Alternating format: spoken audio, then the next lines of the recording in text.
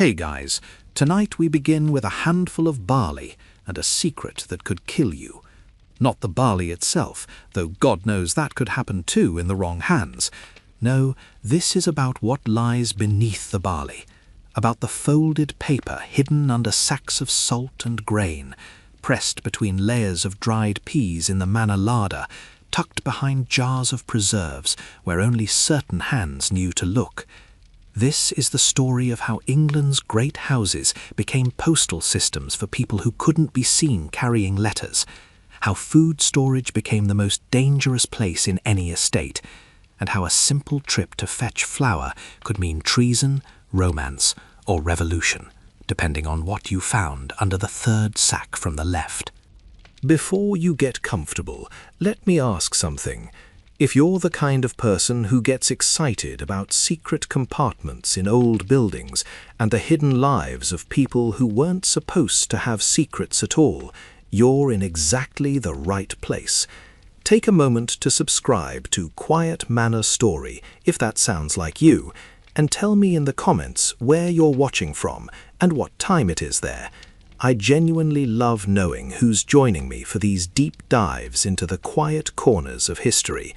Now settle in, maybe pour yourself something warm, and let's step into a world where the most ordinary room in a manor house held the most extraordinary secrets. The year is 1715, and England is holding its breath. The old queen is dead. The new king speaks German and trusts nobody. Half the country wants him gone, and the other half wants him to stay. And nobody is quite sure which neighbours belong to which half. This is the perfect recipe for letters, thousands of letters, flowing through channels that cannot be official, cannot be traced, cannot be trusted to regular posts, and so they flow through larders. The manor larder isn't what you're picturing.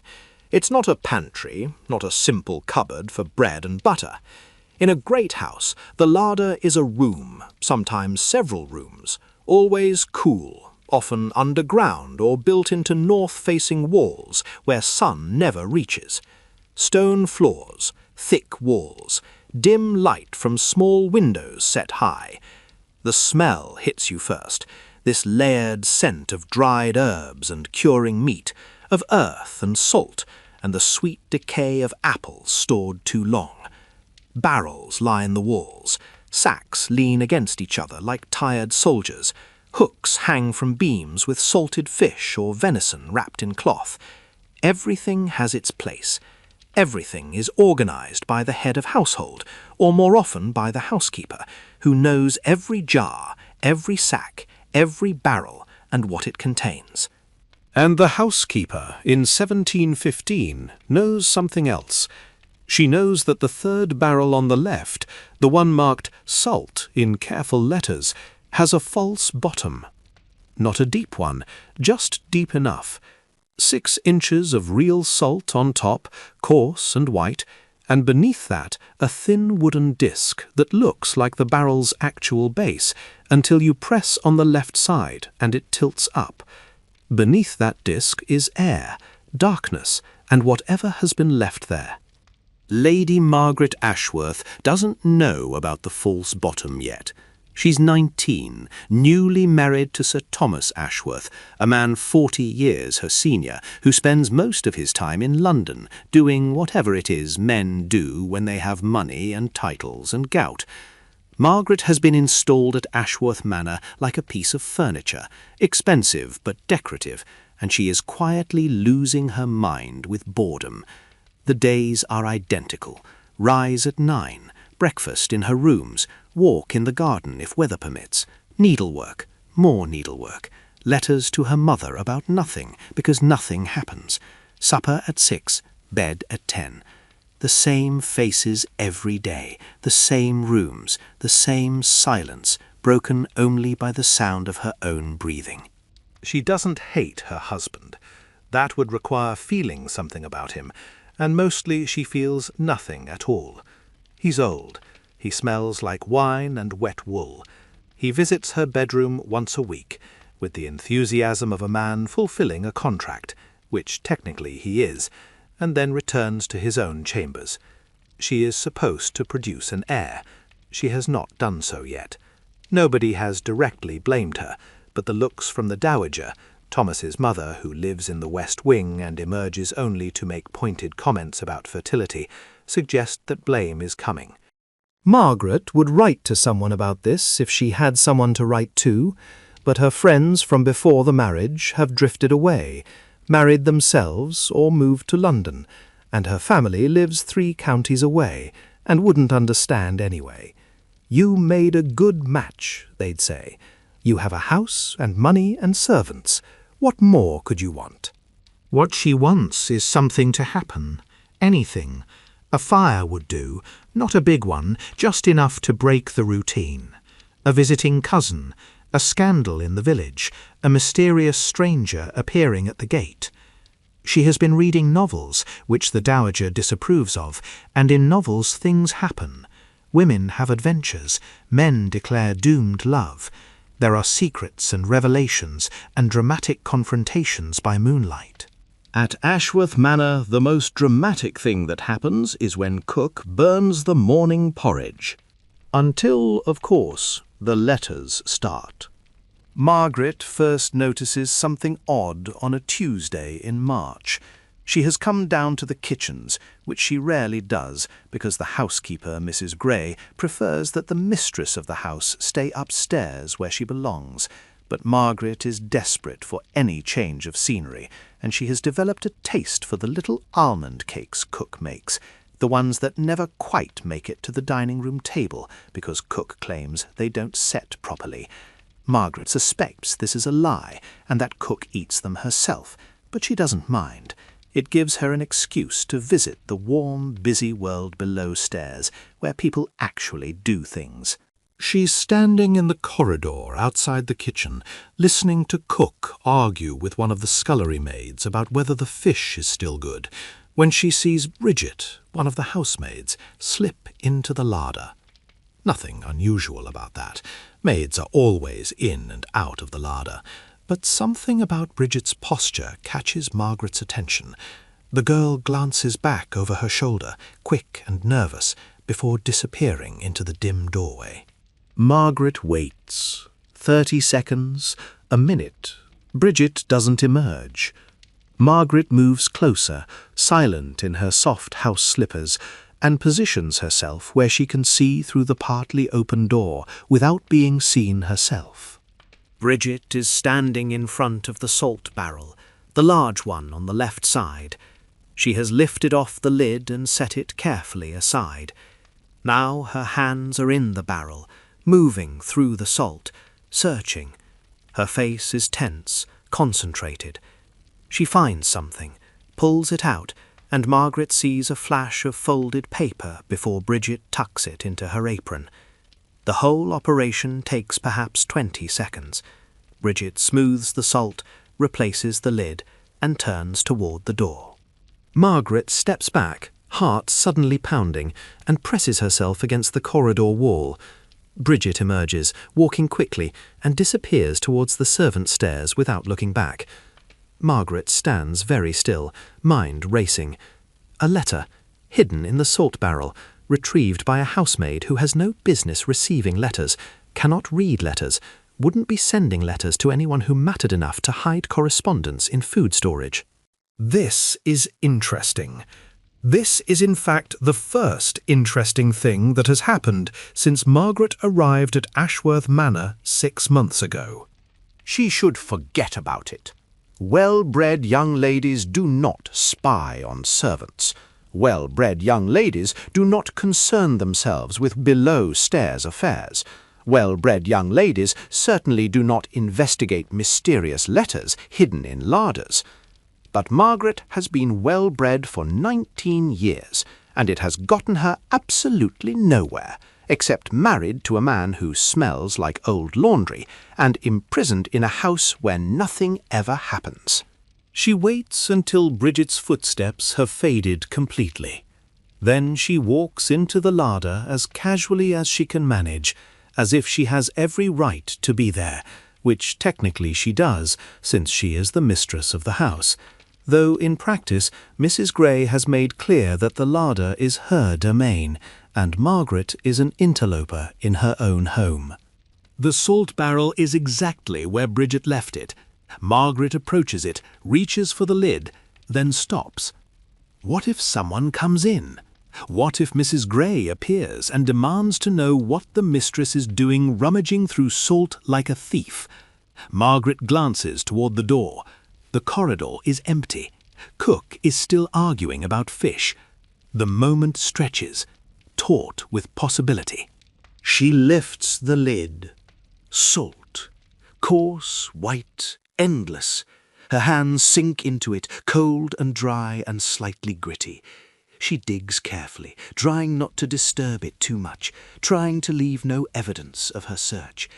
Down, down, through layers of salt, until her fingers hit something that isn't salt. She finds the edge, feels how it's seated, presses experimentally. The wood doesn't move. She tries the other side, presses harder, and the wooden disc tilts up with a whisper of displaced salt. Beneath it is darkness and the smell of paper and ink.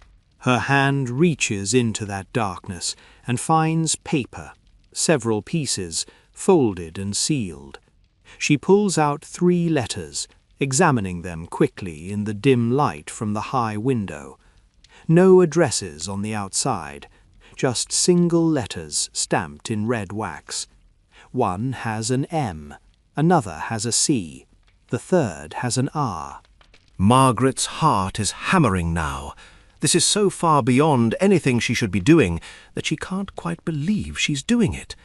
These are not her letters. They are not for her. They are hidden for a reason, and that reason is almost certainly illegal, dangerous, or both.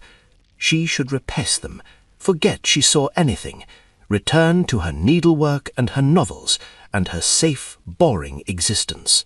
Instead, she breaks the seal on the letter marked M. The handwriting is educated, masculine, angular. The content is brief and oddly formal, like someone speaking in code, or perhaps in a language she only partly understands. The crop is planted, expected yield by midsummer. The old farmer says conditions favor success. Proceed as discussed. That's it. Nothing about who is writing, who is receiving, what crop, what success. It could be anything. An actual farming report, perhaps, though why would a farming report be hidden in a salt barrel? It could be treason. It could be smuggling. It could be a love affair conducted in the language of agriculture.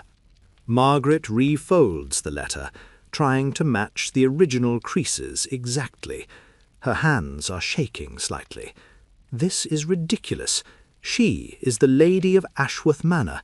She has no reason to be terrified of a letter that might be about actual farming, and yet her entire body is electric with fear and excitement. This is what she wanted, isn't it? Something to happen, something mysterious, something that breaks the endless repetition of her days. She replaces the letter in the space beneath the false bottom. The other 2 letters remain unopened because Margaret, despite everything, draws the line at reading mail clearly not meant for her eyes. Then she lowers the wooden disc, smooths the salt, replaces the lid exactly as it was, and walks out of the larder with her heart still racing and her mind already planning when she can return. Because she will return. Of course she will. This is the most interesting thing that has happened in 6 months, and Margaret has discovered that she is desperately, dangerously hungry for interesting things. She doesn't know it yet, but that hunger is about to get her killed, or saved, or possibly both, depending on which letters she reads and which ones she doesn't. The letters continue. Over the next 2 weeks, Margaret becomes obsessed with the salt barrel. She develops a sudden interest in household management, much to Mrs. Gray's suspicion, and begins making excuses to visit the larder, checking on the state of the preserved fruits, inquiring about the flour supply, wondering whether the dried herbs need replacing. Mrs. Gray watches her with the expression of a woman who knows she is being lied to, but cannot quite articulate how. Margaret doesn't care. Every visit to the larder is an opportunity to check the barrel, and every check reveals that letters come and go with surprising regularity. Sometimes she finds 3 or 4 letters beneath the salt. Sometimes she finds none. Once she finds 7, all with different initials, all sealed with different colours of wax. She doesn't open any more of them after that first one, mostly because she's terrified of making a mistake in refolding them or breaking a seal in a way that's noticeable, but also because the not knowing is almost as thrilling as knowing would be. What she does instead is watch.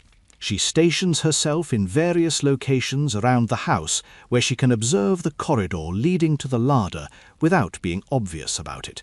She learns the patterns. Bridget retrieves letters on Tuesdays and Fridays, always in the late afternoon when Cook is busy with supper preparations and Mrs. Gray is upstairs dealing with the evening staff rotations. Sometimes it's not Bridget but James, one of the footmen, who slips into the larder and emerges moments later with his hand in his coat pocket, where it wasn't before. Once it's the stable boy, though what business a stable boy has in the larder Margaret cannot imagine, unless it's this exact business. The letters, she realizes, are moving through the household via the servants, but moving from where to where? And why the elaborate system? Why not simply hand letters from person to person like normal human beings? The answer comes to her suddenly one evening while she's sitting at supper across from her husband, who is chewing venison with his mouth open and describing at length some political matter she's trying very hard not to care about. Thomas is a Whig, loyal to the new King George, vocal about his support for the Hanoverian succession. He has been in London recently, attending various meetings and functions designed to demonstrate his allegiance. Half the county, he says between bites of meat, is still secretly loyal to the Jacobites, still dreaming of putting a Catholic steward back on the throne, still plotting in whispered corners and writing coded letters about crops and farmers and yields. Margaret's fork stops halfway to her mouth. Coded letters about crops and farmers and yields. Oh. Oh no. The salt barrel isn't a postal system for servants' love affairs or minor household intrigues. It's a dead drop for Jacobite correspondence. Ashworth Manor, her boring house full of boring servants in her boring life, is apparently a way station in a network of treasonous communication. The letters being hidden beneath the salt are part of a conspiracy to overthrow the king, and she, Margaret Ashworth, lady of this very manor, has been merrily investigating this conspiracy like it's a game, like it's one of her novels, without ever once stopping to think that treason in 1715 is a hanging offence. She puts down her fork carefully, trying to keep her face neutral. Thomas is still talking, oblivious. He's always oblivious. That's his defining characteristic. But Margaret's mind is racing through implications. If the manor is being used as a dead drop, someone in the household must be coordinating it. Someone senior enough to have access to the larder at odd hours without suspicion. Someone who could explain away their presence if caught. Mrs. Gray. It has to be Mrs. Gray, the housekeeper who has been at Ashworth Manor for 20 years, who came with Thomas's first wife, who knows every corner of the house and controls the movements of every servant. Mrs. Gray, who watches Margaret with barely disguised contempt whenever Margaret ventures below stairs. Mrs. Gray, who has made it very clear that the running of the household is none of Margaret's concern, and should remain that way. Mrs. Gray is a Jacobite sympathizer running a dead-drop operation out of the larder, and Margaret has stumbled into it like an idiot looking for almond cakes and excitement. The question now is what to do about it. She could tell Thomas. That would be the sensible thing, the loyal thing, the thing a proper wife would do. But if she tells Thomas, people will hang. Not Thomas, obviously. He's too important and too loudly Hanoverian to be suspected of anything. But Mrs. Gray would hang. Bridget would hang. James the footman, the stable boy, whoever else is involved in this network. They would hang, and Margaret would have caused it by reporting them. And for what? Because they support a different king? Because they believe England should be ruled by a Catholic Stuart instead of a German Protestant? Margaret doesn't care about any of that. She barely understands it. Politics is something men shout about in Parliament, not something that should get housemaids hanged. But staying silent is also a choice, and it's arguably more dangerous than speaking. If the conspiracy is discovered, if investigators come to Ashworth Manor and find evidence of letters passing through the household, Margaret's ignorance won't protect her. She's the lady of the house. She should have noticed. Her failure to report suspicious activity could be construed as complicity, and complicity in treason is still treason. She's trapped. She knows too much to pretend ignorance and too little to do anything useful with her knowledge. The excitement she felt 2 weeks ago has curdled into something heavier, something closer to dread. That night she lies awake in her bed, listening to the old manor settle around her, and she thinks about the letters hiding beneath the salt, about the people who wrote them, whoever they are, risking everything to communicate about their doomed cause, about Mrs. Gray and Bridget and James, common people with families and lives, playing dangerous games because they believe in something bigger than their own safety. Margaret has never believed in anything that strongly. She has never had to. She has been protected her entire life by her class and her gender and her family's money. The biggest risk she has ever taken was reading novels the Dowager disapproved of. Well, that and investigating treasonous correspondence in her own larder, that was probably also risky. She falls asleep without deciding anything, and wakes the next morning to find that her indecision has been rendered moot, because something has happened, the thing she wished for all those weeks ago, and it turns out that when things happen in real life, they're nothing like they are in novels. Bridget is gone, disappeared in the night. Her bed hasn't been slept in, her few possessions are still in the servants' quarters, but Bridget herself has vanished without a word. Mrs. Gray reports it to Thomas over breakfast, her face perfectly neutral, and Thomas barely looks up from his newspaper. Servants run off sometimes, he says. If she stole anything, report it. Otherwise, hire a replacement. But Margaret sees the tightness around Mrs. Gray's mouth, the way her hands grip her keys just a little too hard. This wasn't a servant running off. This was something else. An arrest, a warning, an escape. Margaret doesn't ask. She doesn't say anything. She simply nods and returns to her eggs, and that afternoon she finds an excuse to visit the larder again. The salt barrel is still there. The lid lifts off exactly as before.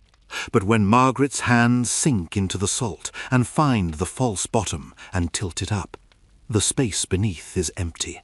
No letters, no evidence, nothing but darkness and the faint smell of old paper. Someone has cleared it out. The dead drop has been shut down. Margaret replaces everything carefully and leaves the larder, her mind working furiously. Bridget's disappearance wasn't random. It was connected to the letters, had to be. Either Bridget was caught retrieving correspondence and removed before she could implicate others, or she was warned and fled before capture. Either way, the network knows it's been compromised. The larder is no longer safe. The operation, whatever it was, has moved elsewhere or shut down entirely. And Margaret should be relieved. She should be grateful. The danger has passed without touching her, without requiring her to make any impossible choices. She can return to her boring life, to her needlework and her novels, and forget any of this ever happened. But she can't forget, because 3 days later, in the early morning, when she's walking in the garden before breakfast, she sees a figure slip through the far gate and disappear into the trees beyond the estate wall. Just a glimpse, just enough to recognize the silhouette. Bridget, not arrested, not fled, still here, still moving through the grounds like a ghost. And Margaret realizes with a cold certainty that the network hasn't shut down at all. It has simply shifted. The larder was exposed, so they've moved to a different location. The letters are still flowing. The conspiracy continues. And somewhere in this house or its grounds, there's a new dead drop, replacing the old one. She should leave it alone. She should learn from her near escape and stick to activities that don't risk hanging. But Margaret has discovered something about herself in the past few weeks, something she didn't know before she married Thomas and came to live in this quiet manor with its quiet servants and its secrets hidden beneath salt. She has discovered that she is not content with safety, that she would rather be terrified and alive than comfortable and half dead, that the feeling of reaching into that dark space beneath the false bottom, not knowing what she would find, was the most real she has felt in her entire 19 years. And so she decides to find the new dead drop, not to report it, not to interfere with it, just to know, just to prove to herself that she can, just to feel for a little while longer like she is part of something bigger than needlework and novels and the endless, suffocating routine of being Lady Ashworth. It's a terrible decision, possibly the worst decision she will ever make, but she makes it anyway, standing in her garden in the early morning light, watching the place where Bridget disappeared into the trees, and she doesn't regret it. Not yet, anyway. The regret will come later, in about 3 weeks, when everything goes catastrophically wrong and Margaret finds herself choosing between betrayal and treason with absolutely no good options in sight. But we'll get to that. For now, she's just a young woman with a mystery to solve, standing in a garden with dew on her slippers, about to walk deeper into danger than she can possibly imagine. Because that's the thing about secrets hidden in larders and letters beneath salt. Once you find one, once you lift that lid and reach into the darkness, you can never quite forget what you found there. And sooner or later, what you found finds you back. Margaret doesn't know it yet, but the letters beneath the salt have already changed her life. They've changed her habits, broken her routine, given her something to fear and chase and care about. They've introduced her to a world that exists beneath the surface of her comfortable existence, a world where people risk everything for beliefs she doesn't share and causes she doesn't understand. And very soon, whether she wants to or not, she's going to have to choose which world she belongs to. The safe one or the real one, the comfortable surface or the dangerous depths. For now, though, she simply stands in her garden, feeling the morning sun on her face and the dew seeping through her slippers, and she makes her decision. She will find the new dead drop. She will discover where the letters are hiding now, and she will do it carefully, cleverly, without getting caught or causing harm. It's a lovely plan, clear and simple and perfectly achievable. Margaret is quite proud of it. She doesn't realize yet that the people running this network are professionals. that they've been at this game longer than she's been alive, and that her amateur investigation has already been noticed. She doesn't know that Mrs. Gray has been watching her just as carefully as Margaret has been watching the larder. She doesn't understand that in the world of conspiracies and coded letters, there are no innocent observers. You're either part of the network or you're a threat to it. Margaret is about to discover which category she falls into, and the answer is going to complicate her life in ways her novels never prepared her for. But that's part 2 of our story.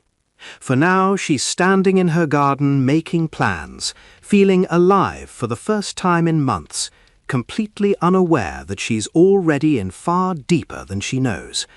The letters beneath the salt have found their new home. The network continues its work, and Margaret Ashworth, Lady of the Manor, has just decided to become a spy in her own house. This will go very well or very badly. And honestly, at this point, it could go either way.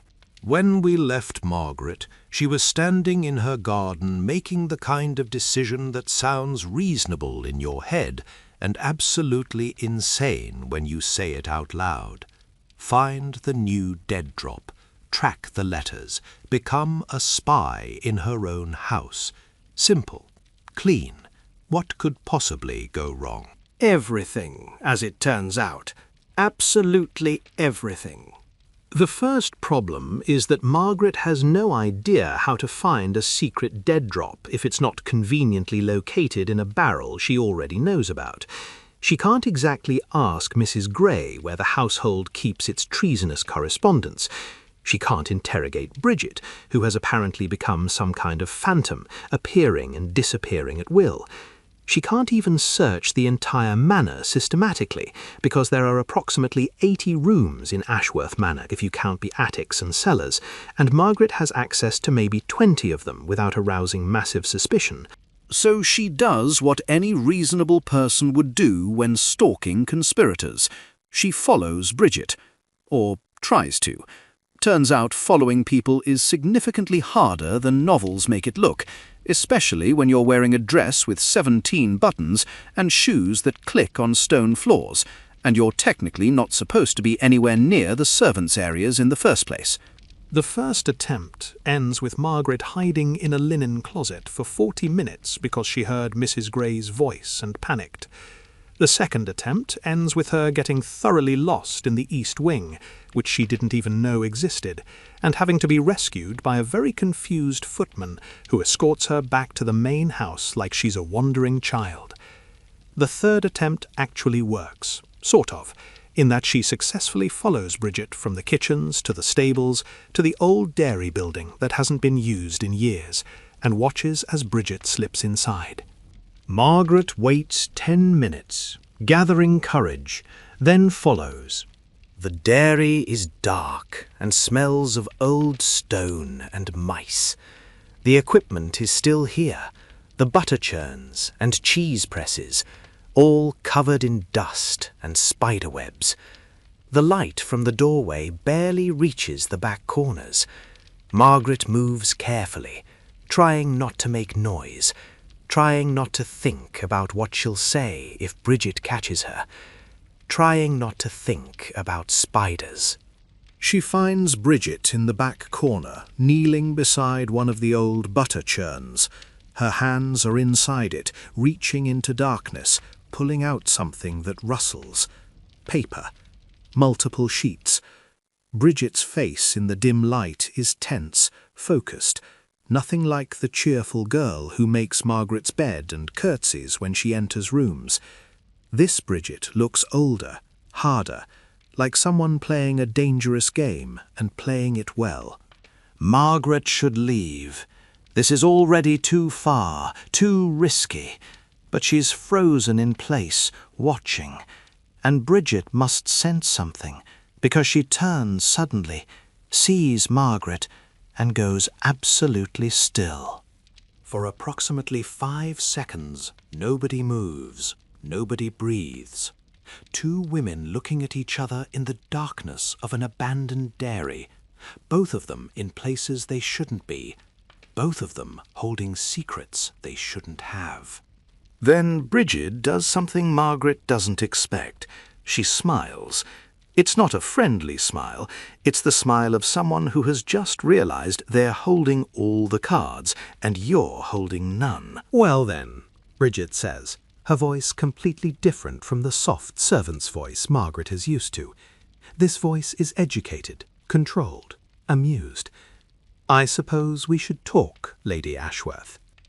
Margaret's voice has apparently fled somewhere safer. She opens her mouth. Nothing comes out. Bridget stands, brushing dust from her dress. The papers already disappeared into pockets or folds of fabric. Margaret can't see where. "You've been following me," Bridget continues, still in that unsettling voice that doesn't match her station. "You've been watching the larder. You know about the letters. The question is, what exactly do you plan to do with that knowledge?" "I don't," Margaret starts, then stops. She has no idea how to finish that sentence. She doesn't know what she plans to do. She barely knows what she's doing here in the first place. Bridget tilts her head, studying Margaret like a puzzle to be solved. "You haven't told your husband. If you had, this place would be crawling with soldiers by now. You haven't told Mrs. Gray, or she would have dealt with you. So you've just been watching, learning. Why?" And here's where Margaret could lie, should lie, except she's terrible at lying, and Bridget clearly knows it. So instead she tells the truth, which is somehow more embarrassing than any lie could be. "I was bored," Margaret says. Bridget blinks. Then, incredibly, she laughs. It's a genuine laugh, surprised and slightly delighted. "You were bored, so you decided to investigate a treasonous conspiracy because your needlework wasn't entertaining enough." When she puts it like that, it sounds even worse. Margaret feels her face burning. "I didn't know it was treason at first.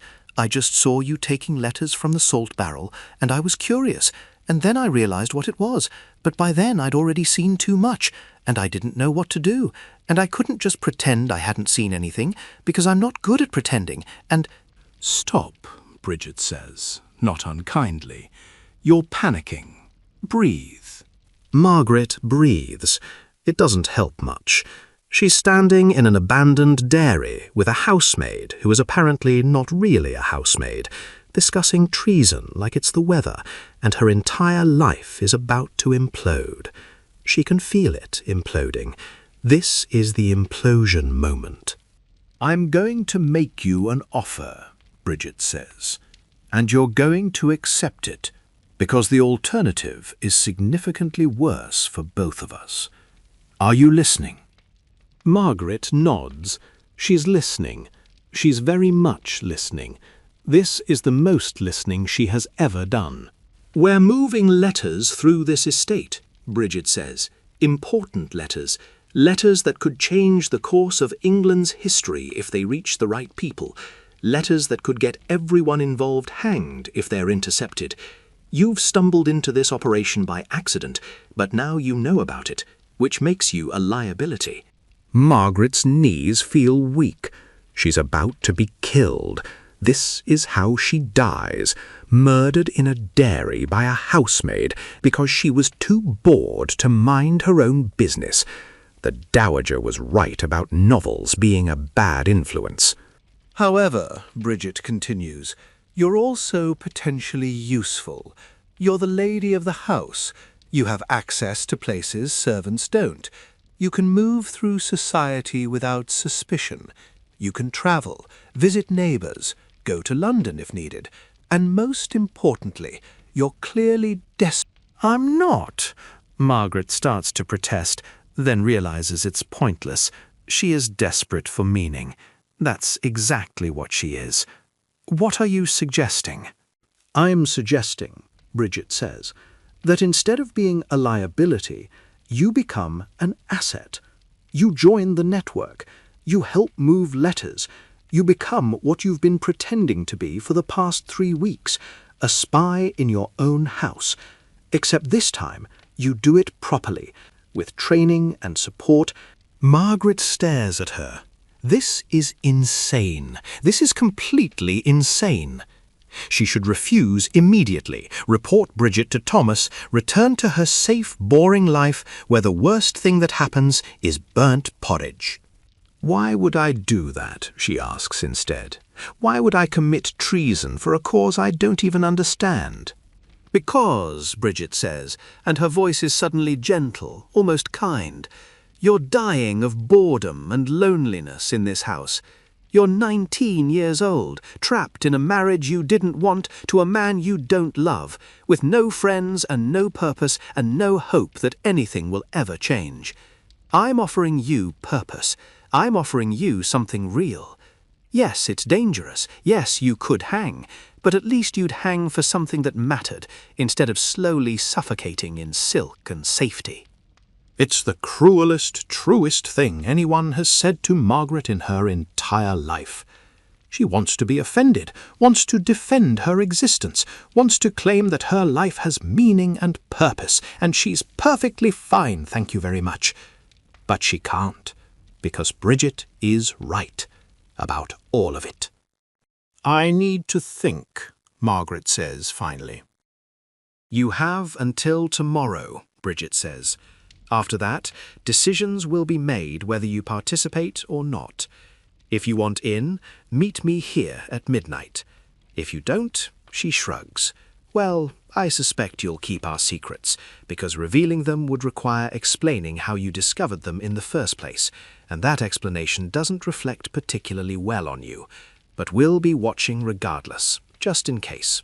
She walks past Margaret toward the door, then pauses. When she speaks again, her voice has returned to the soft servant's tone, all traces of the educated conspirator gone. Will you be needing anything else, my lady? Margaret shakes her head, too stunned to speak.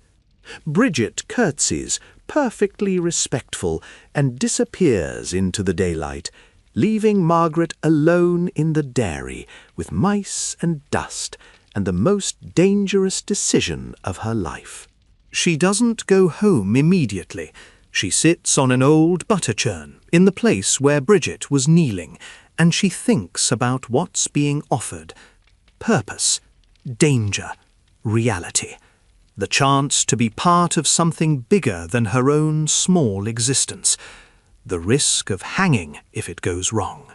If you just felt that little spark of understanding, like a piece of history suddenly making sense, that's exactly why I make these videos.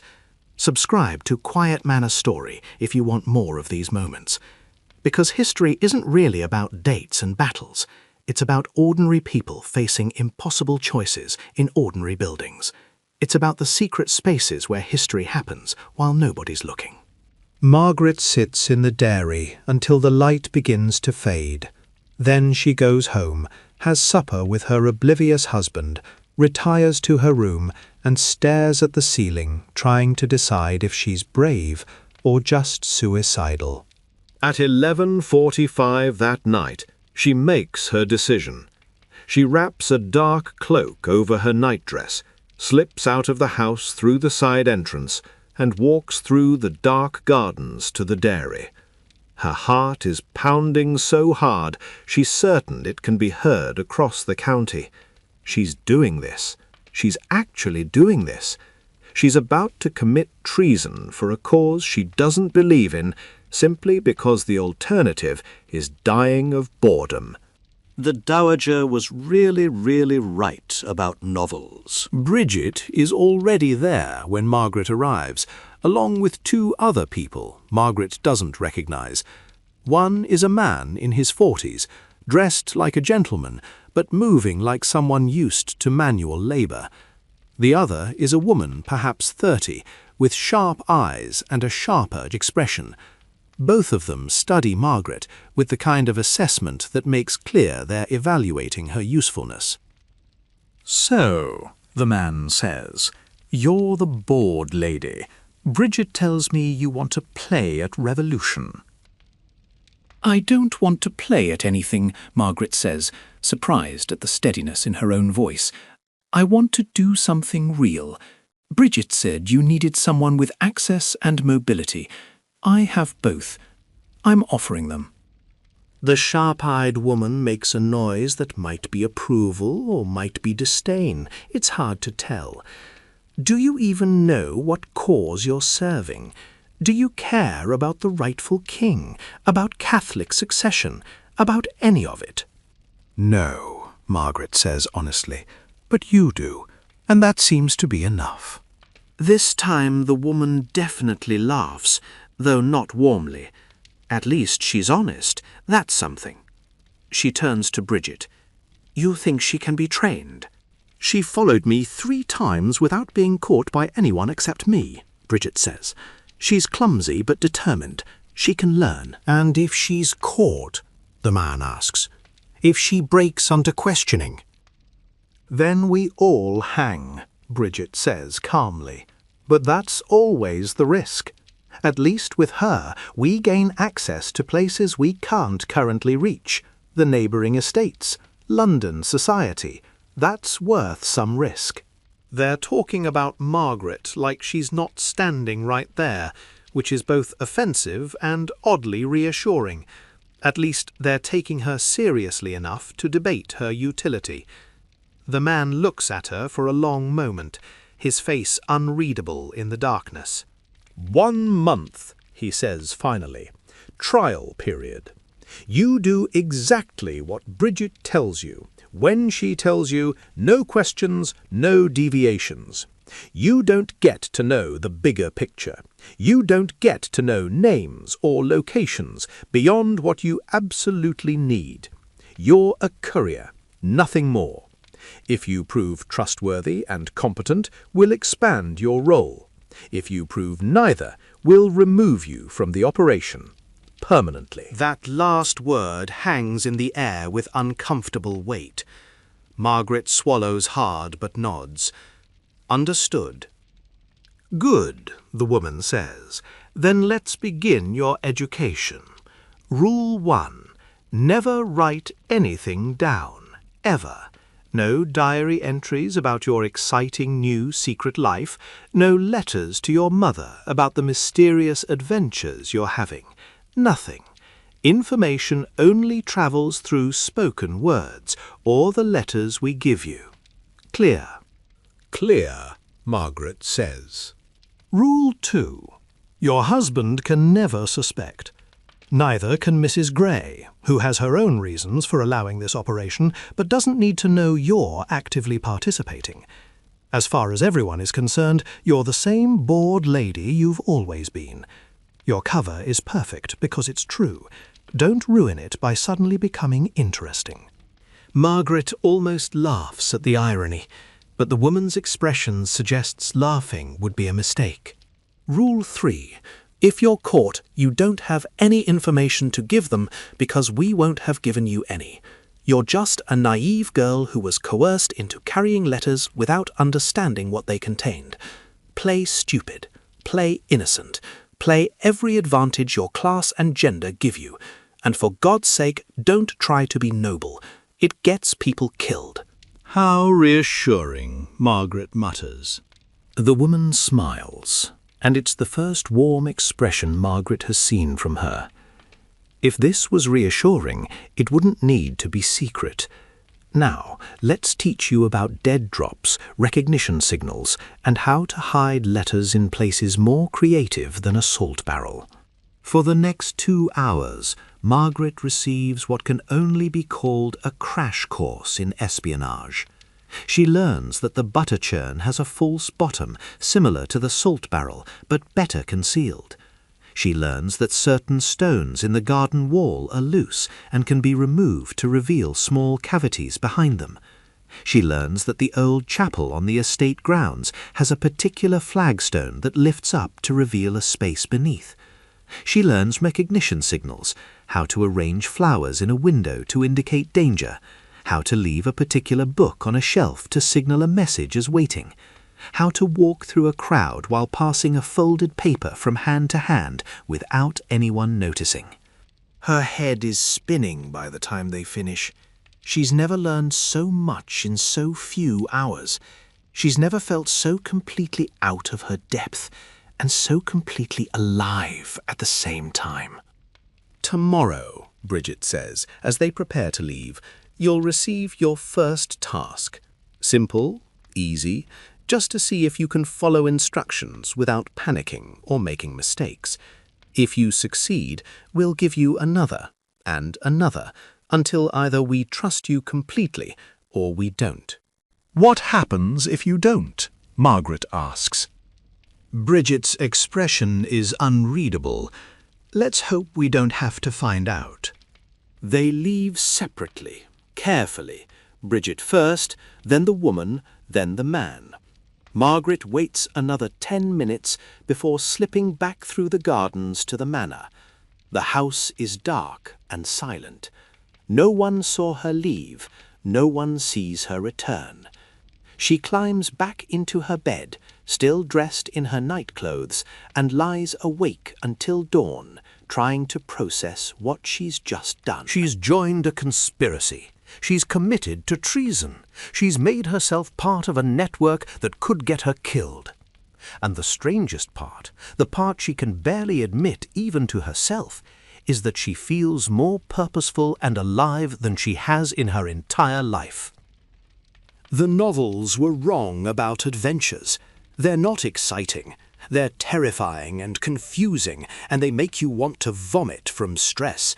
But they're also undeniably real, more real than anything Margaret has experienced in her 19 years of being carefully protected from reality. She falls asleep just as the sun rises, and dreams of letters hidden in butter churns, and secret meetings in dark dairies, and a life that finally matters. Her first task arrives the next morning via Bridget, who brings breakfast to her room and whispers while arranging the tray. The blue ribbon, garden wall, 3rd stone from the corner. Check this afternoon when you take your walk. Retrieve what you find. Bring it to the dairy after supper.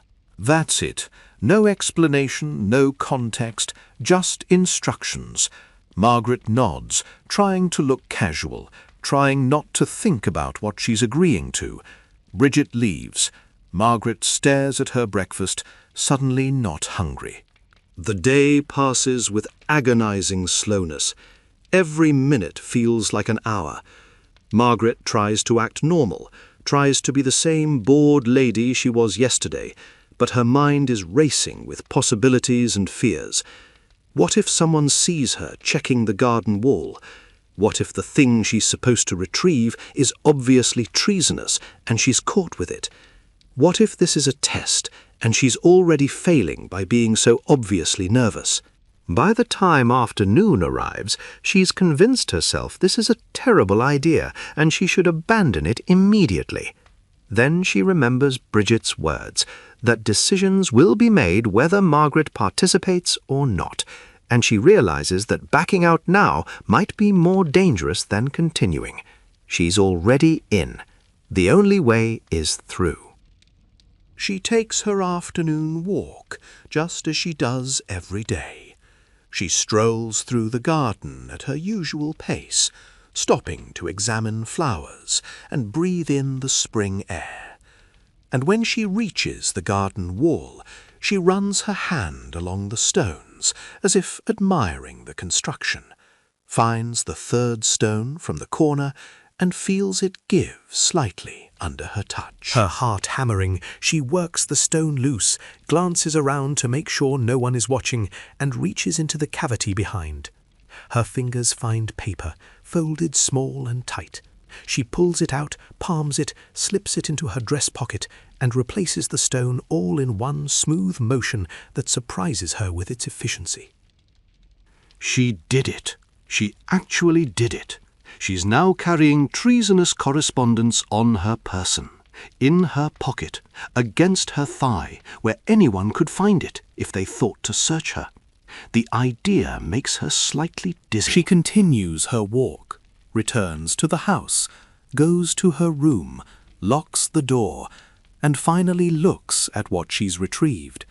It's a letter, sealed with red wax, marked with the letter R, the same R she saw on one of the letters in the salt barrel weeks ago.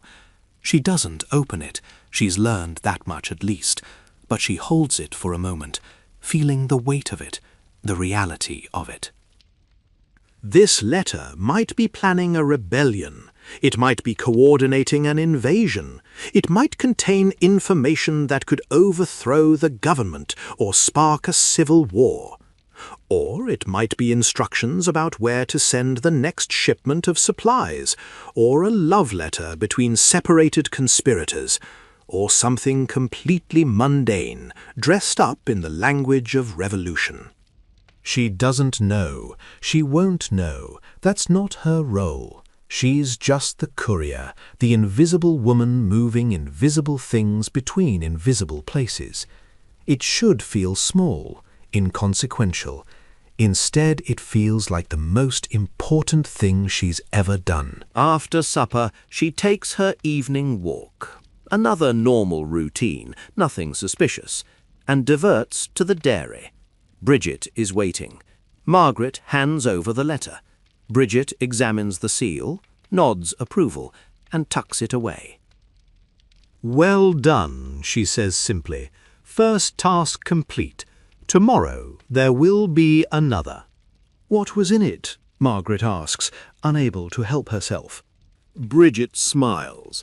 "That's not your concern, and that's the last time I'll indulge your curiosity. From now on, you don't ask questions. You just do what you're told. Understood?" Understood, Margaret says, chastened.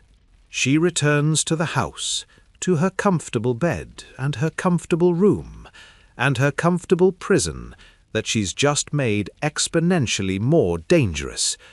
But as she falls asleep, she's smiling, because for the first time in her life, she's doing something that matters, something real, something that makes her heart race and her hands shake and her entire existence feel sharp and vivid and absolutely, terrifyingly alive. The tasks continue. Over the next 2 weeks, Margaret retrieves letters from the garden wall, from beneath a particular paving stone in the stable yard, from inside a hollowed-out book in the manor library. She delivers them to various locations around the estate, the dairy, the old chapel, once to a particular tree in the woods, where she hangs them in a leather pouch on a low branch. She never knows what the letters say. She never asks. She becomes very, very good at not knowing things. She also becomes very good at lying. She lies to Thomas about where she's been and what she's been doing. She lies to Mrs. Gray about why she's suddenly so interested in exploring the grounds. She lies to herself about why she's doing this, constructing elaborate justifications about duty and excitement and purpose, when really, deep down, she knows she's doing it because it's the first time in her life she's felt like she matters. The network begins to trust her. Bridget gives her more responsibility, more tasks, more information about how the system works. Margaret learns that there are at least a dozen estates in the county operating similar dead drops. She learns that the letters move in a complex web, never traveling directly from origin to destination, but passing through multiple hands to obscure their source. She learns that the man from that first night is someone significant in the Jacobite cause, though she still doesn't know his name. She learns that the cause is more organized and more desperate than she imagined, that the Stuart king in exile is planning something big, and that these letters are part of that plan. She's becoming part of something larger than herself. It's intoxicating. It's terrifying. It's exactly what she wanted.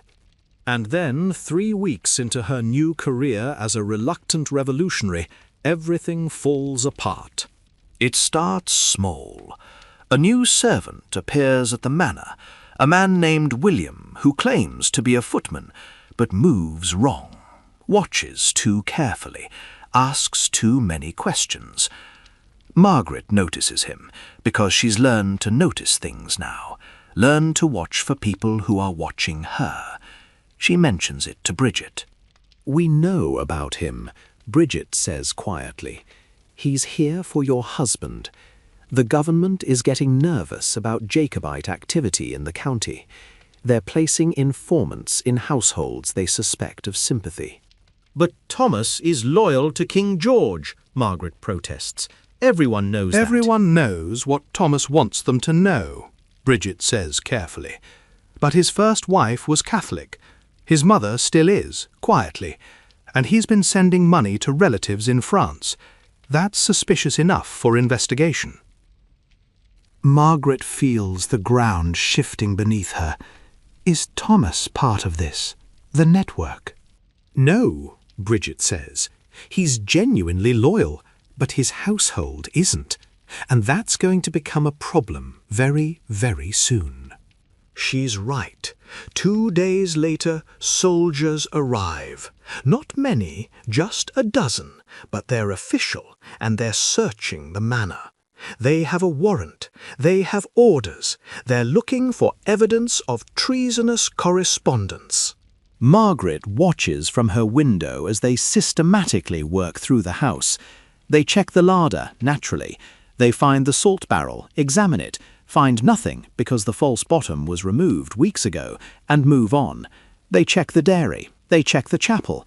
They check everything that Margaret has been using as dead drops, and they find nothing because the network is professional and they cleared everything the moment they learned William was watching.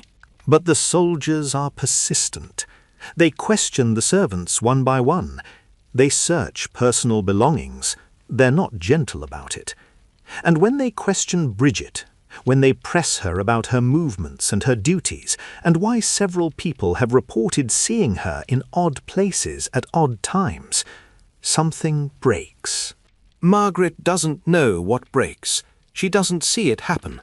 But she sees the result when they drag Bridget out of the servants' hall in chains, sees the terror on the girl's face, sees Mrs. Gray standing stone-faced and silent as they take her away. They've arrested Bridget for treason. They have evidence, they say. They have testimony. They have enough to hang her. And Margaret, standing in her window watching them take the girl away, realizes with sickening clarity that she has a choice to make.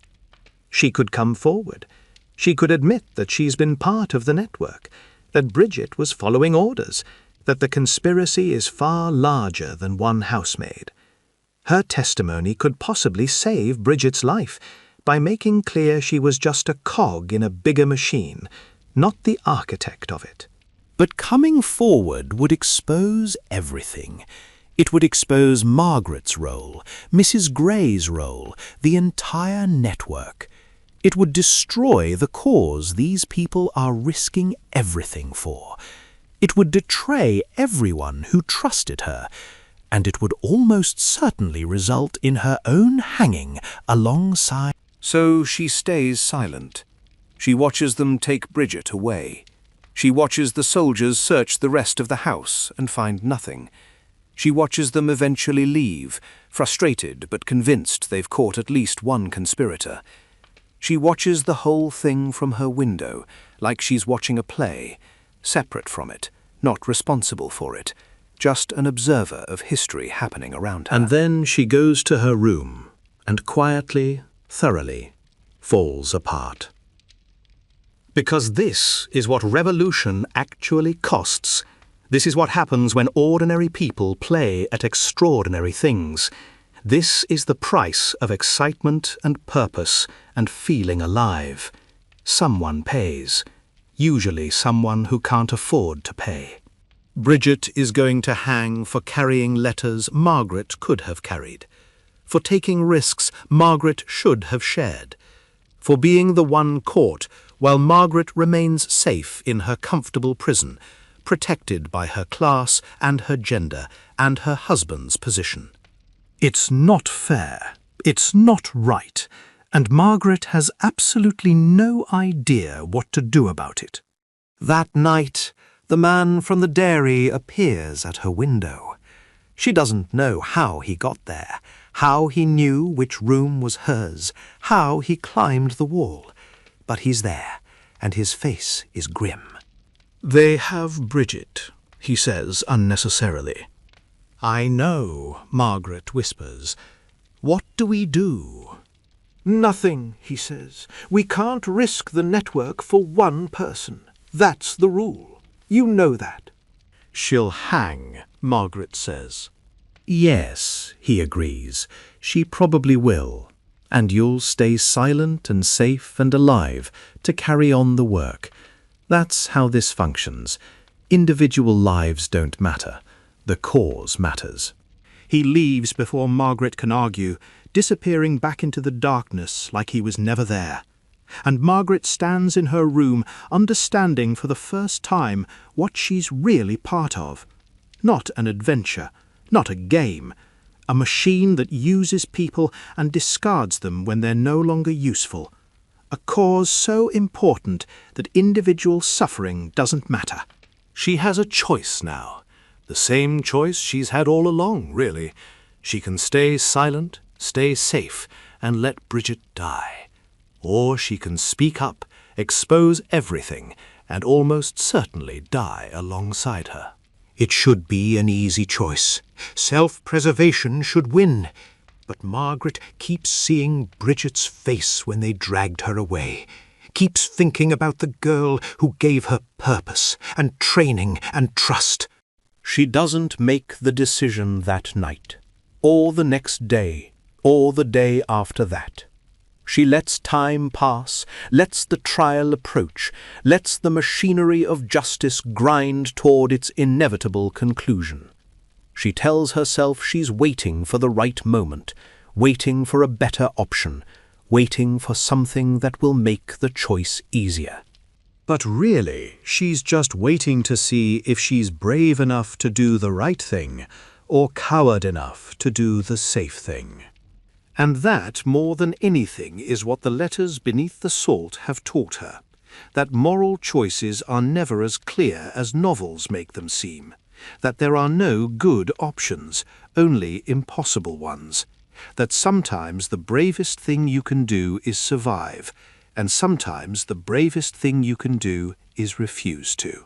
Margaret doesn't know yet which kind of brave she'll choose, but she's about to find out, because Bridget's trial is in 3 days, and after that there are no more chances for anything except regret. Margaret spends the next 3 days in a state that could politely be called contemplation, and more accurately be called complete psychological breakdown. She doesn't sleep.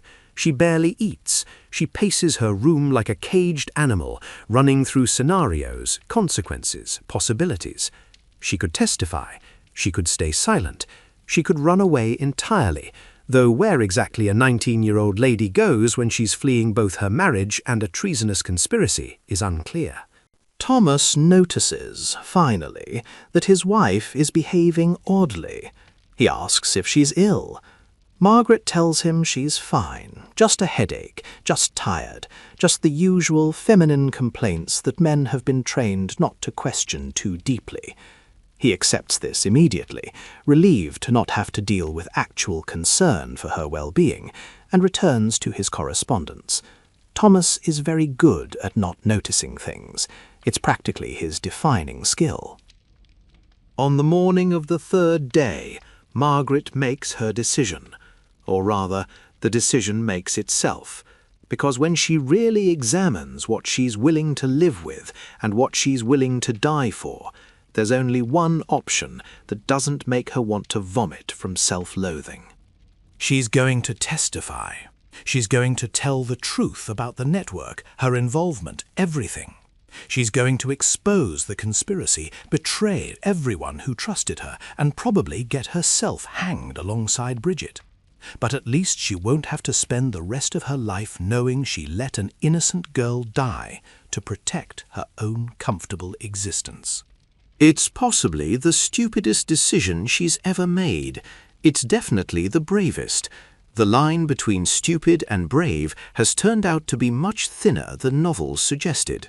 She dresses carefully that morning, choosing her best gown, because if she's going to commit social and legal suicide, she might as well look good doing it.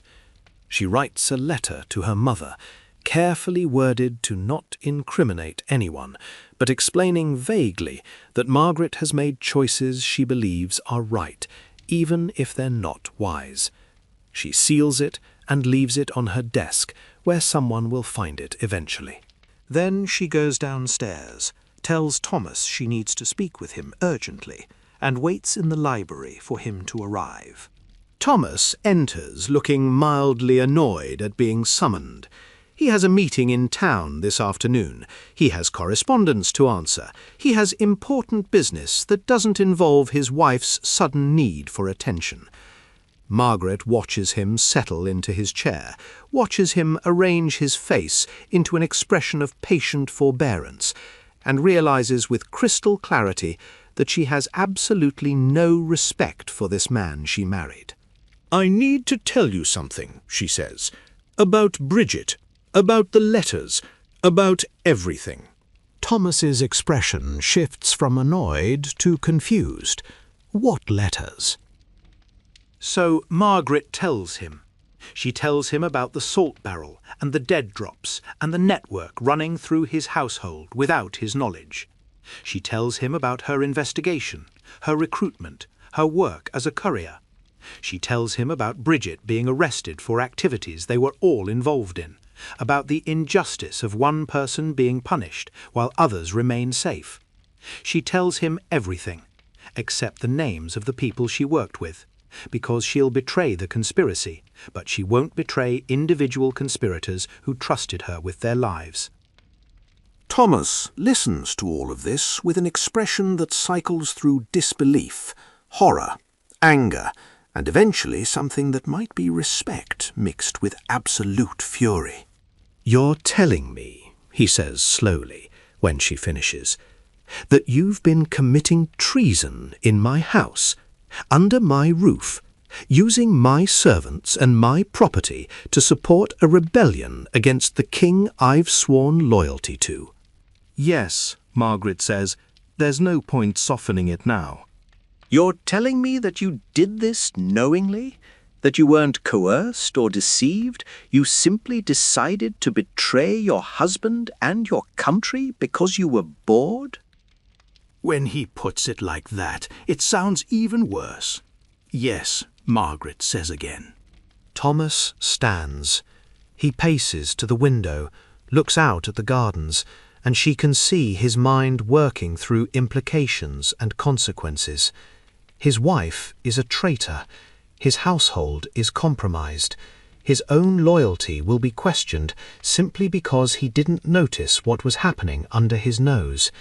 This is a disaster for him politically, socially, professionally. Margaret has just destroyed his reputation along with her own. "You have to go to the authorities," he says finally. "You have to tell them what you told me. You have to testify against this network before someone discovers we knew and didn't report it." "I know," Margaret says. "That's my plan." "They'll arrest you," Thomas says. "You realize that? They'll put you on trial. You could hang." "I know," Margaret says again, "but Bridget will hang if I don't testify, and she was just following orders, my orders sometimes. I can't let her die for that." Thomas turns to look at her, and his expression is completely unreadable. "You're willing to hang for a housemaid? For a servant who helped you commit treason?" "I'm willing to take responsibility for my own choices," Margaret says. "That's not quite the same thing." For a long moment, Thomas just stares at her. Then, incredibly, he laughs. It's not a happy laugh. It's the laugh of a man who has just realized his life has become a farce. "I married you because you were young and biddable and would produce heirs without causing trouble. You were supposed to be boring, safe, unremarkable. How did I end up married to a revolutionary? I'm not a revolutionary, Margaret says. I don't even care about their cause. I just wanted something real. Well, congratulations, Thomas says bitterly. You got it. You got something very real that's going to get you very really hanged. He's right, of course. Margaret knows he's right. But she also knows she's doing the only thing she can live with, or rather, die with. The only thing she can die with that won't make her death completely meaningless. I'm sorry, she says, and she means it.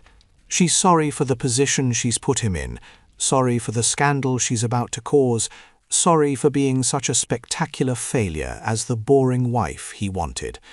I'll testify this afternoon. I'll make clear you knew nothing. I'll protect you as much as I can. How generous, Thomas says. But his tone is more sad than angry now.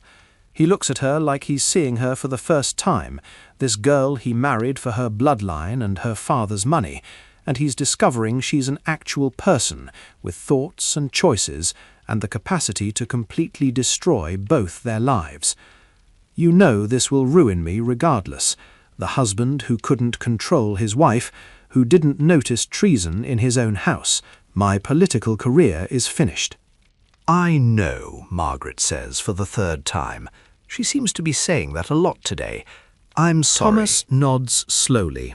Then he does something Margaret doesn't expect. He sits back down, pours himself a drink from the decanter on his desk, and looks at her with something that might be actual curiosity. Tell me something. Was it worth it?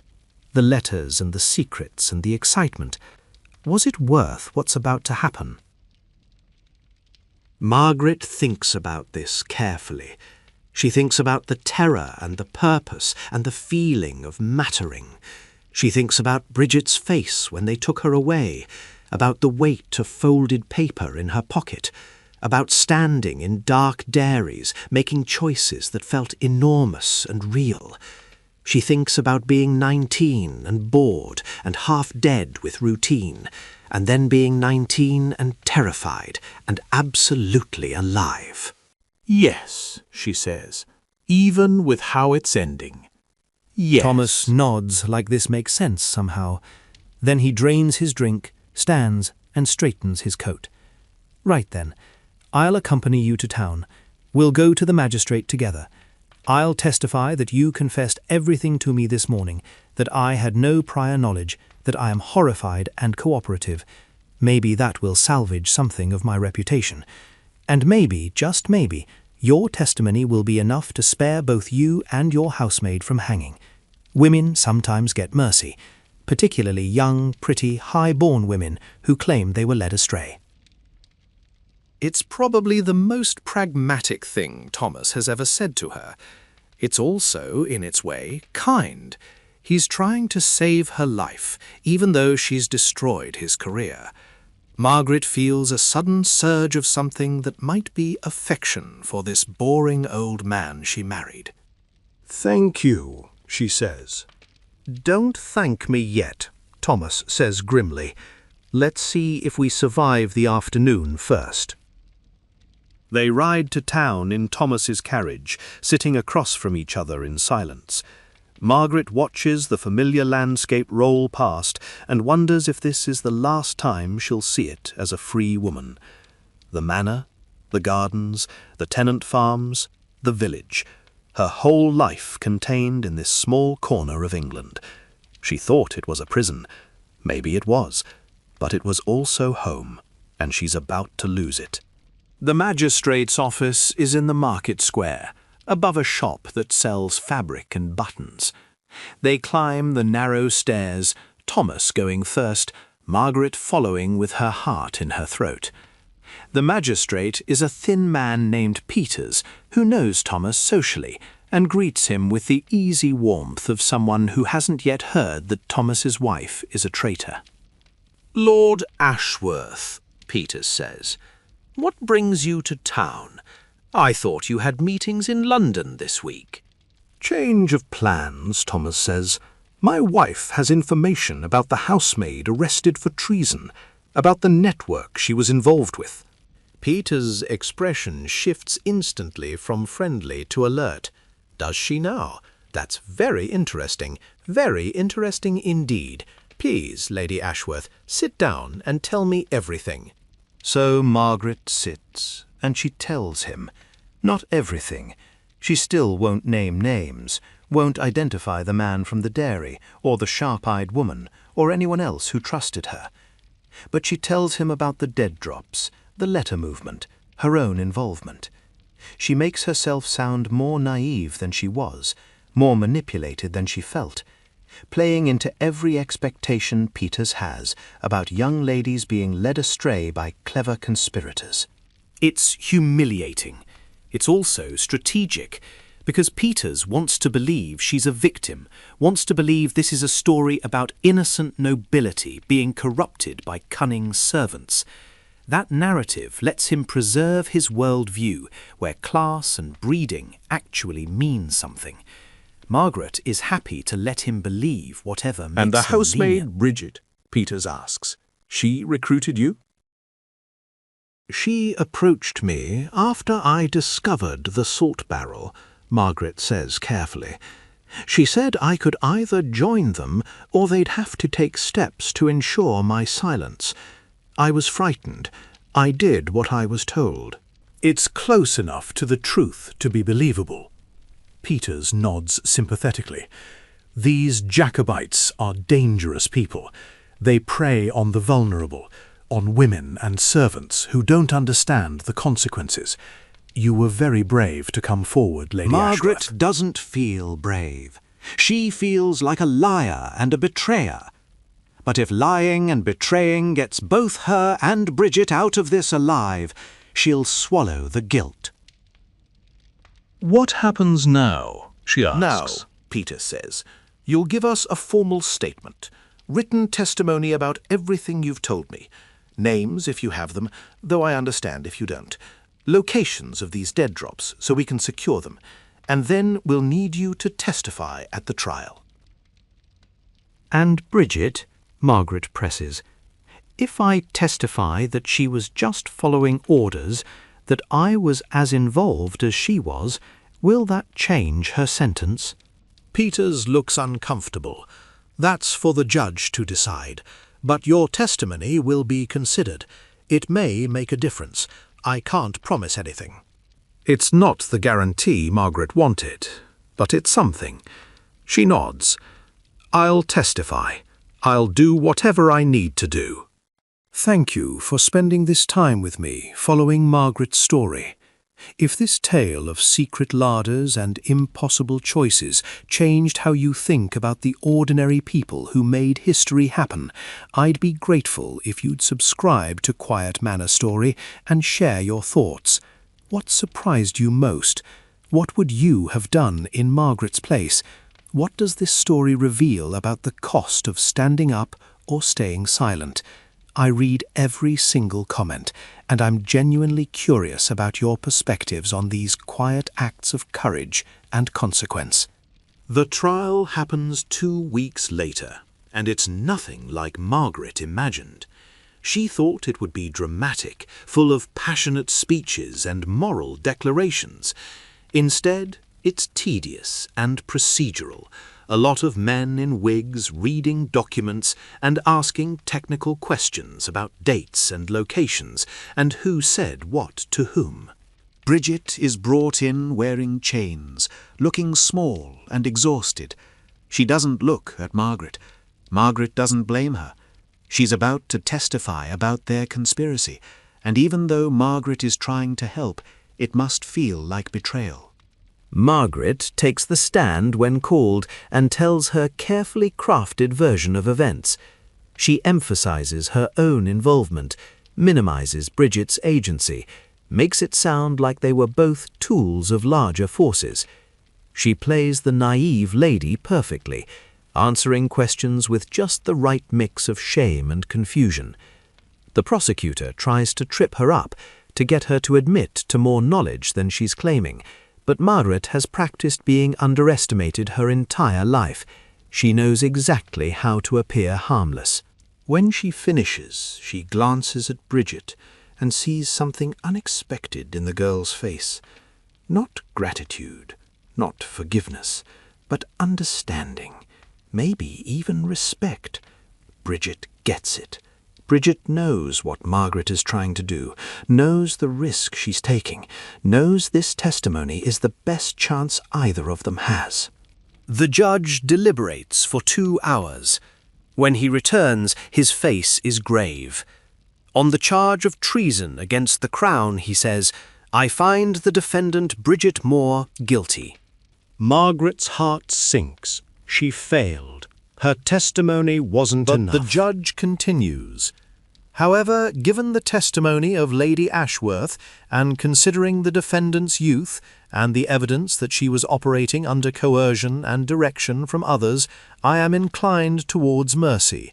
The sentence is transportation, not execution. 7 years' labor in the American colonies. The sentence will be carried out immediately. 7 years. Not death, not hanging. Transportation is brutal, often a death sentence by other means, but it's not execution. It's a chance. A slim one, but more than Bridget had before. Margaret looks at Bridget and sees tears on the girl's face. Bridget mouths something that might be thank you, or might be sorry, or might be nothing at all. Then they take her away, and Margaret never sees her again. The judge turns to Margaret next. As for you, Lady Ashworth, your confession and cooperation have been noted. You've shown remorse and willingness to aid in justice. Given your station and your clear manipulation by more experienced conspirators, I'm prepared to be lenient. You'll be fined, placed under house arrest at your husband's estate for 1 year, and required to report your movements to local authorities for 5 years following.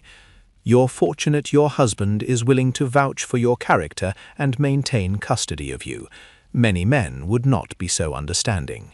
Margaret nods, not trusting herself to speak. She's getting off easy, too easy. She should feel relieved. Instead, she feels hollow. Because Bridget is being shipped to America to work herself to death, and Margaret gets to go home to her manor and her comfortable prison and her boring life. It's not fair, it's not right, but it's how the world works when you're born lucky and stupid enough to think revolution sounds exciting. Thomas takes her home that afternoon. They don't speak in the carriage. When they arrive at the manor, he helps her down and then pauses, looking at her with that same unreadable expression. What you did took courage. Stupid courage, but courage nonetheless. I'm not sure I would have been that brave.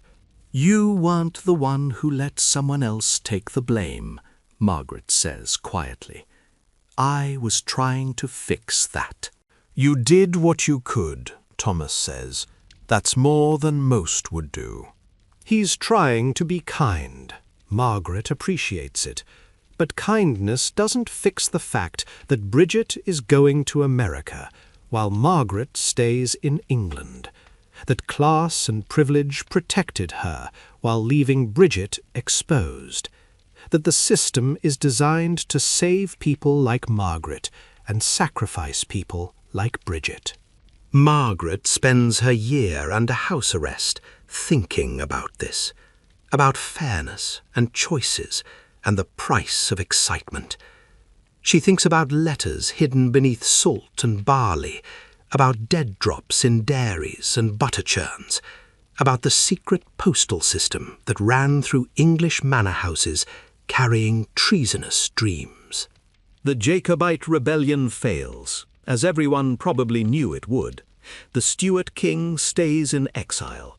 The Hanoverian succession continues. The letters Margaret helped carry made no difference in the end. People risked everything for a cause that was already lost, and some of them paid with their lives or freedom, while others, like Margaret, paid much less. But here's what stays with her, what she thinks about during her long days confined to the estate. The letters mattered, even though they failed. The conspiracy mattered, even though it was defeated. Because for the people involved, it was a chance to believe in something, to risk something, to be part of something larger than their own small lives. For Bridget, carrying those letters meant purpose. For the others in the network, it meant keeping hope alive. And for Margaret, discovering them meant discovering that she was capable of more than needlework and passive existence. She was capable of fear and courage and choice. She was capable of mattering, even briefly. The habits changed after that year. Not just Margaret's habits, though she did develop a permanent wariness around larders and salt barrels. But the habits of the houses changed too. The government cracked down on manor estates, placed more servants as informants, made the old dead-drop systems too dangerous to use. The letters found new routes, new hiding places, new methods. But the larders, with their false bottom barrels and their perfect concealment among ordinary household supplies, those became too famous, too obvious. They couldn't be trusted anymore. Margaret never learned what happened to Bridget. She wrote letters to the authorities in America, trying to track her, but got no response. 7 years would have ended eventually, if Bridget survived them, but Margaret never knew if she did. That uncertainty became another thing to carry, another weight in the collection of weights that Margaret accumulated during her brief adventure in treason. She and Thomas stayed married. He never quite forgave her, but he never quite blamed her either. They developed a sort of careful respect, two people who had seen each other at their worst and decided to make the best of it. They never had children. Margaret never determined if that was biology or unconscious choice, but privately she was relieved. She didn't think she'd be a good mother. She'd proven herself too willing to risk safety for excitement, too liable to make terrible choices in the name of feeling alive. Instead, she became one of those eccentric old ladies who everyone knows has a story, but nobody quite knows what it is. She lived quietly, cautiously, and carefully for 40 more years.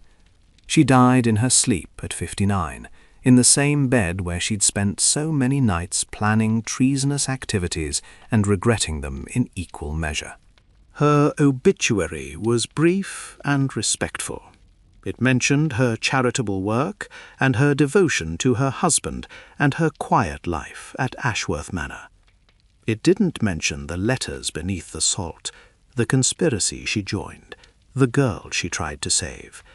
Those stories weren't the kind that made it into official record. But the servants knew. They always know the real stories.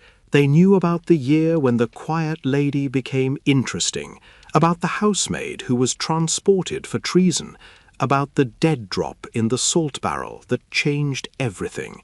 They told the stories to each other in kitchens and servants' halls, embellishing them, turning them into legends. And sometimes, when new housemaids started work at estates throughout England, the older servants would show them the larders and the salt barrels and the butter churns. They'd show them the secret spaces, the false bottoms, the perfect hiding places that had once held letters worth dying for. "Be careful around the salt," they'd say. "You never know what's hiding beneath it." They meant it as a warning. But for some girls, the ones like Margaret had been at 19, the ones dying of boredom in their quiet lives, it sounded like a promise that ordinary places could hold extraordinary secrets, that routine could be broken, that beneath the surface of every life was the possibility of something real. The Larders kept their secrets. The letters found new homes. The conspiracies continued, because they always do, because people always need something to believe in and fight for and risk everything to protect. The methods changed, but the need didn't.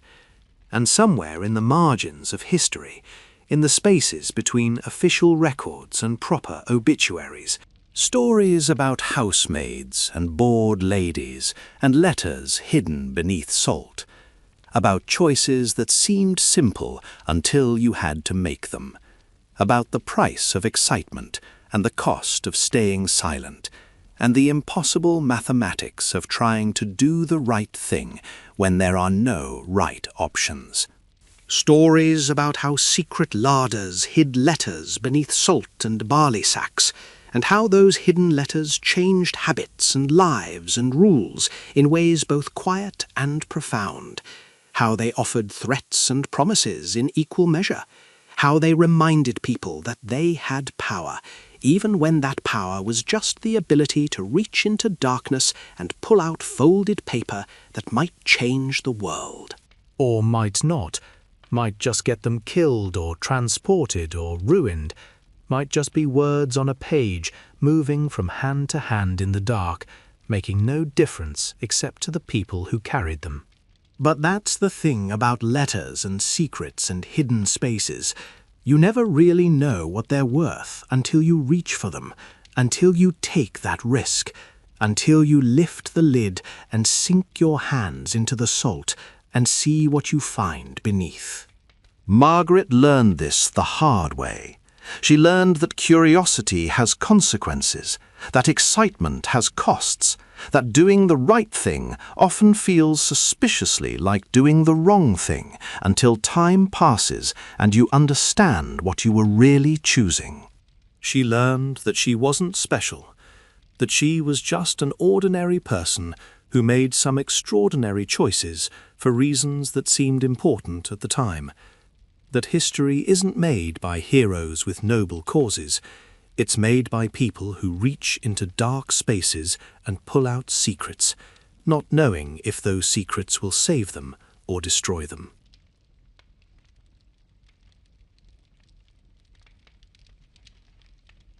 And she learned that once you've seen what's hidden beneath the salt, once you've felt the weight of folded paper in your hand, and understood that it represents someone else's hope or plan or last desperate message, you can never quite go back to pretending those spaces are empty. The larders hold more than food. They always have. They hold possibility and danger, and the evidence of human courage and stupidity operating in roughly equal measures. They hold the proof that ordinary people do extraordinary things, not because they're brave or noble or particularly clever, but because they're bored or frightened or desperate for something to matter. And sometimes, if you're very lucky or very unlucky, depending on perspective, they hold letters beneath the salt, letters that will change your life, letters that will teach you things about yourself you didn't want to know, letters that will force you to choose between safety and significance, between comfort and conscience, between the person you were and the person you'll become. Margaret chose significance over safety. It cost her a year of freedom and 40 years of quiet guilt. It cost Bridget 7 years in America, and possibly her life. It cost Thomas his political career and his simple belief in the woman he married. But it also gave them stories, real stories, the kind that matter, the kind that get whispered in servants' halls and passed down through generations, the kind that remind people that history isn't just dates and battles and kings. It's also salt barrels and batter churns and ordinary people making impossible choices in ordinary places. That's worth remembering. That's worth carrying forward. That's what the letters beneath the salt were really about in the end. Not revolution or politics or Catholic succession, but the human need to believe our lives can mean something, to believe our choices matter, to believe that reaching into darkness and pulling out secrets is worth the risk, even when the risk is everything we have. The larders are empty now. The false bottoms were removed. The letters stopped flowing through country estates. But the stories remain, hiding in the margins of history, waiting for someone to reach for them. Just like Margaret reached into the salt barrel all those years ago, not knowing what she'd find, not knowing what it would cost her, not knowing that one decision made out of boredom would define the rest of her life. But reaching anyway, because sometimes that's all we can do. Reach into the darkness and see what we find. Hope it's worth the cost. Hope we're brave enough to carry what we discover. Hope the letters beneath the salt meant something, even if they changed nothing. And maybe, just maybe, that